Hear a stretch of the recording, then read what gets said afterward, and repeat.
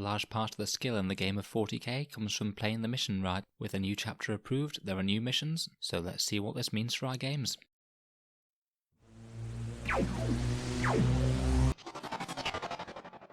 Hello and welcome back to Auspex Tactics, the strategy-focused 40k channel, where we're all about the tactics and strategies of miniatures in the 40k universe.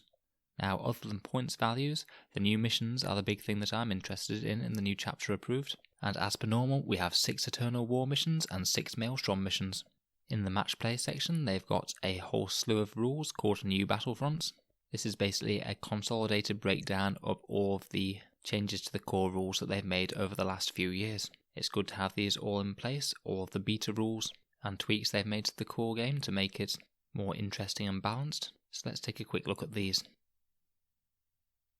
Firstly, we have the Battle Brothers rule.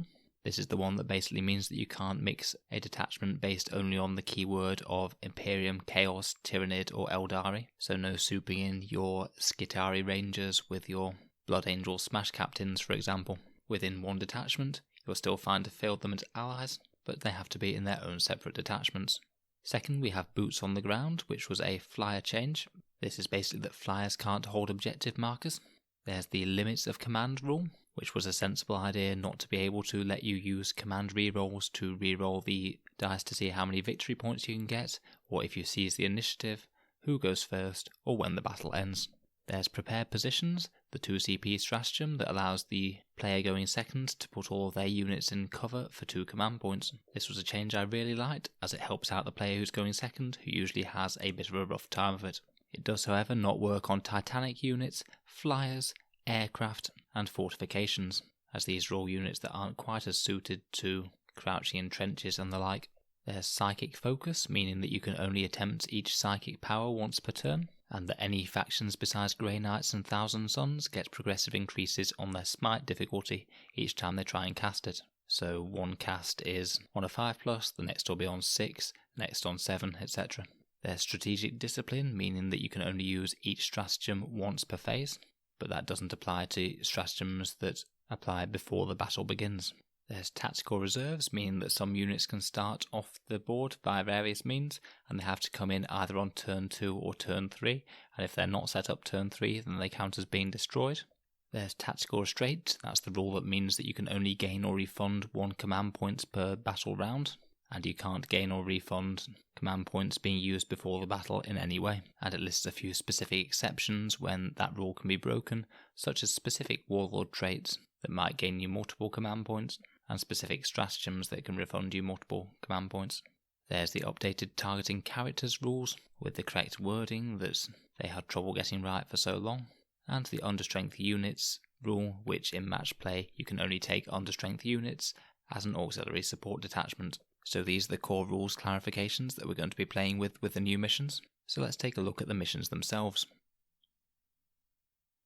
So in each of these new missions there's an attacker and a defender. In general, in the normal missions you have to set up objective markers before you know which player is taking which side and who is attacker and defender, though this does change for some missions. I think that this makes sense because I never really liked the idea of stacking one deployment zone full of objectives and then claiming that one as you could do in the past. So this is a good change in my mind. Then you roll off to determine who is the attacker and the defender. The winner decides whether they want to be attacker or the defender. So in some games it might make sense to be one or the other, depending on whether or not the advantages of going first are likely to outweigh the large positioning advantage that the defender gets. Following this, the defender rolls to pick a deployment map, and then they get to choose which of the deployment zones they want, so they get to choose the one with the better terrain if there is one. Following this, the attacker then sets up their entire army, so the attacker is setting up first, which means that the defender gets to basically perfectly counter-deploy to their army. This is really quite a powerful advantage that the defender has, because say if the attacker has a bunch of short-ranged units, for example, the defender could deploy just outside the maximum range that those units could achieve with their move, as you could pre-measure everything perfectly, and then negate a lot of your attacker's first turn. Also, you could deploy things with line of sight to certain attacker units that you really want to take out, or just by putting a unit down that will be a decent counter to one of your opponent's drops, as close to that drop as possible. Say if they have a horde element and a tank element, you could set up your anti-horde next to that, and you could set up your anti-tank nearer to their tanks. So a number of good bonuses, but of course the attacker does have a big swing in that they will get the first turn unless the defender seizes the initiative. The attacker can opt to not have the first turn if he thinks he's been too well counter-deployed, and he doesn't think that first turn will be of benefit to him. If he does that, then he can't attempt to seize the initiative. The defender, however, can if the attacker opts to go first, and has the 1 in 6 chance of basically perfectly counter-deploying and then getting first turn as well. To be honest, I'm not really the biggest fan of seize the initiative. I think people very rarely take it into account when they deploy, because 5 out of 6 of the games it's not going to happen. I just feel that when you get the perfect counter-deployment and get to choose which side that you're setting up on as well, if you also get to go first, then it could just turn a very even game into a very one-sided game. So I'm not sure I'm the biggest fan of the mechanic on the whole. All the missions use the accept all casualties special rule, which means that you don't use the sudden death rules, so the game will just continue playing until the end of the last turn, which still typically uses the game continuing on turn 5 on a 3-up, and the game continuing on turn 6 on a 4-up, so no change to the random game length type. We still have Slay the Warlord, First Strike and Linebreaker, all as bonus objectives worth 1 victory point. The way that objectives are scored has changed slightly though. Basically, the standard way for scoring objectives now is that you score an objective at the start of your turn when you're playing an Eternal War mission, and this starts at the start of the second battle round, so you won't be scoring points for objectives on battle round 1. This is interesting because it basically turns every objective into a defend objective each turn, as if you were playing Maelstrom. So basically, to score an objective, you'll have to put enough assets on that objective, and your opponent will be wanting to try and remove those assets so you can't score the objective each turn. It's going to make racking up points in contested areas quite tricky, and it's going to make some interesting target priority issues for whether or not it's worth trying to clear an objective full of troops to deny the opponent a victory point, or whether you should be going after their more damage dealing assets instead. So I quite like this way of scoring. It's interesting that they didn't go for the scoring objectives at the end of the battle round option, which they had used in the past. This gives a further advantage to the army going second, so I thought it was actually quite a powerful boost that actually could mean that going first isn't always the best option and it's a bit more balanced. So those are the basic framework for the Eternal War missions. Let's look at the actual missions themselves now. First up we have Crusade. This is about the most standard version you're going to get. You deploy all 6 objectives in the standard way before you choose deployment zones, and you just get the standard 1 point per turn for controlling an objective at the start of your turn. Nice and simple, this is basically the archetypal new mission in a nutshell. Next we have Scorched Earth, which works a bit differently. You set up objectives here after you've determined who's the attacker and defender and who has which deployment zone. With the first 2 objectives you have to deploy them outside of 9 inches of either deployment zone, and not within 6 inches of the edge of the board, and not within 12 inches of each other. The other ones are set up in a similar manner, but they both have to be within the player's own deployment zone. So you have 2 sort of in the middle, and 2 in each deployment zone. The scoring works basically the same, except you have the option to raise an objective in your opponent's deployment zone if you control it at the start of your turn, and this will net you 3 victory points, and the objective marker is removed after that. So this is a mission that basically is going to reward you defending your own home objectives, and particularly raising your opponent's ones in their deployment zone. Again, I like it a lot, it's simple and effective. The next is Ascension. This is a 3 objective mission. The first is in the centre of the board, and the other 2 are deployed by the players. They must be 15 inches from the central objective, and over 6 inches from the edge of the board. And they must also be set up directly in the midline between the 2 players' deployment zones. So basically you're going to wind up with 3 objectives on the midline between the 2 armies. This one differs slightly because you score the objectives at the end of each player turn, not at the start of each player turn.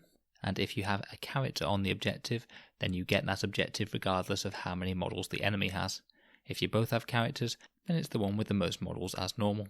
This one has a rule that we've seen before, where if the same character holds an objective for more than 1 turn consecutively, then the second turn that he holds the objective, he will actually score 2 points rather than 1 point, and then 3 points for the third turn, and so on. So if you do manage to have a character just standing on an objective, holding the fight against all the odds, then you could potentially get a bit of a runaway lead with the victory points. I feel like this one will be a hard scrap for the centre of the table. You'd better have some models that can beat down the enemy if you want to be scoring objectives here. Again, I think that this is another solid mission. Number 4 is Frontline Warfare. This is a 4 objective mission, and again the objectives are set up after you've determined deployment zones.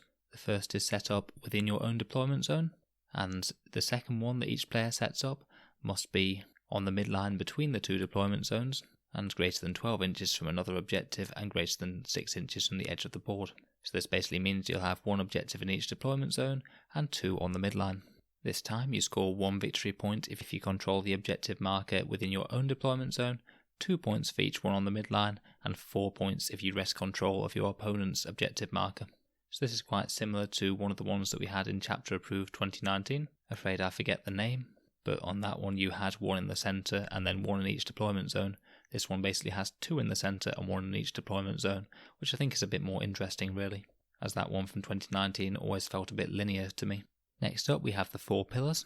This is a mission with one of the same names as the Chapter 2018 book, just to confuse everyone. It has similar rules, but it's actually quite different as a scenario. So well done Games Workshop for confusing everyone. The objectives in this one are set. They're 15 inches from the centre of the objective in the direction of each corner of the battlefield. So you're going to wind up with an objective fairly centrally in each table quarter. There aren't many points up for grabs in this one. Points are scored at the end of the battle round, so this one does give an advantage to the player going second. You get 1 point if you control more objectives than your opponent, and you can only claim objectives if you have models with the troops battlefield role on them, as no other units can contest objectives in this one. I'm not really the biggest fan of locking objective scoring into specific battlefield roles. Some armies are very troops heavy just by nature, some are very troops light just by nature, such as Imperial Knights for example. This is just going to create a bit of imbalance every time you're going with a troop heavy army versus a troop light army. But it may balance out in the second part of the mission, which is no prisoners. Basically you score 1 victory point if you kill more units than your opponent kills of yours in each battle round.